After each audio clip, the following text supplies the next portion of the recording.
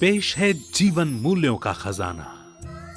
प्रस्तुत दिव्य गुण की सरल व्याख्या, सटीक उदाहरण तथा कथा का रोचक प्रस्तुतिकरण आत्मिक विकास एवं चरित्र निर्माण में अहम भूमिका निभाता है।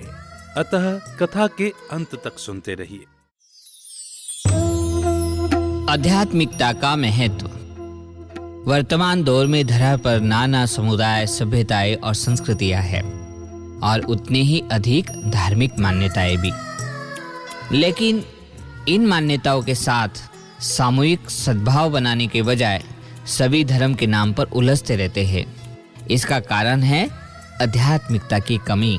सर्वधर्मों और समुदायों को एकता के सूत्र में पिरोने वाला महान सेतु है आध्यात्मिकता।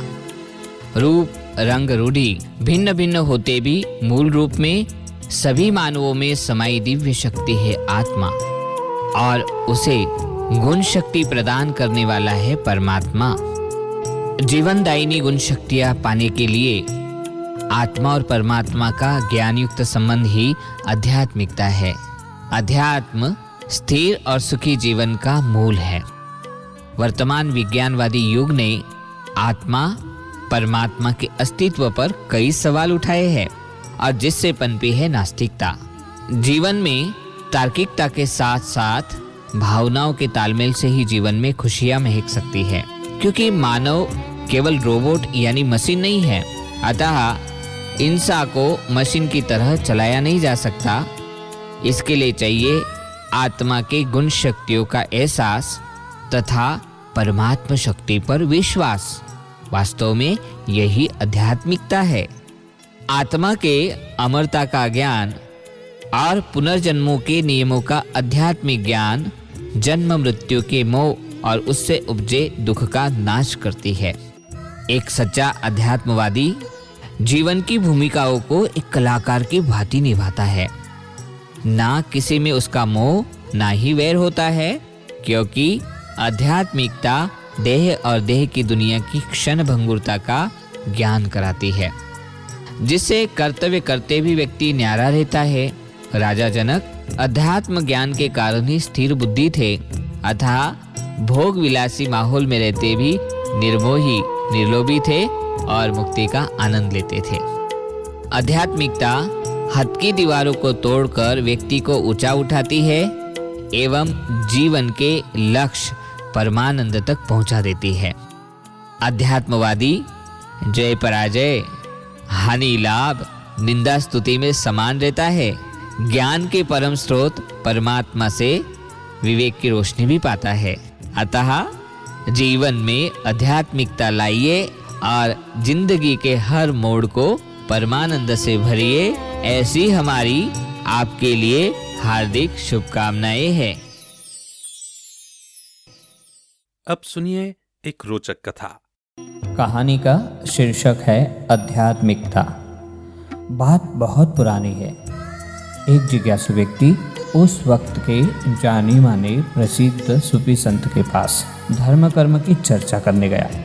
वो उनसे अध्यात्म क्या होता है ये जानना चाहता था। उस फकीर की चारों ओर ख्याति थी। कहा जाता था कि उनके आशीर्वाद से बीमार लोग भी स्वस्थ हो जाते थे और बहुतों की परेशानियां दूर हो जाती थी। दूर दूर से दुखी पीड़ित लोग उनके यहाँ दुआएं मांगते और प्रसन्न होकर जाते थे। जब वो जिज्ञासु व्यक्ति संत के पास पहुंचा तो उसने एक बड़ा अजब दृश्य देखा। संत के हाथ में एक टोकरी थी और वे उसमें से दाना निकाल निकाल कर पक्षियों के आगे डालते जा रहे थे और परिंदे भी बड़े मज़े से दाना चुग रहे थे। ये देख संत किसी बच्चे की भांति खुश हो रहे थे और इसी तरह काफ़ी समय गुजर गया। संत ने उस व्यक्ति की ओर देखा तक नहीं। इस कारण वो शख्स बड़ा परेशान हो गया और जब वो संत की ओर बढ़ा तो संत ने उसे बिना कुछ कहे उसके हाथ में टोकरी थमा दी और कहा, अब तुम पक्षियों के साथ मजे करो। वो व्यक्ति सोचने लगा, कहा मैं इनसे आध्यात्मिक साधना का रहस्य जानने आया हूँ और ये जनाब है कि मुझे पक्षियों को दाना डालने को कह रहे हैं।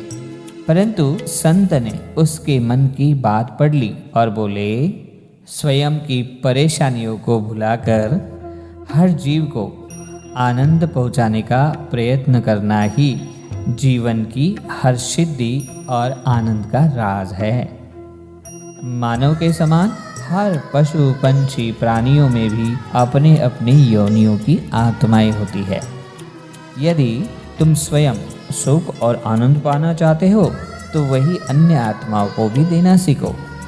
तुम यदि यह साध सके तो समझ लो यही तुम्हारी साधना है। आध्यात्मिक जीवन का अर्थ है दूसरों को सुख बांटना, निस्वार्थ सेवा से आनंद देना।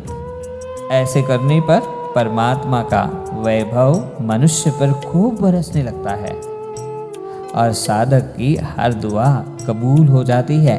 सचमुच हर प्राणी मात्र में विद्यमान आत्मा को देखना एवं आत्मिक स्वरूप से व्यवहार करना ही सच्ची आध्यात्मिकता है।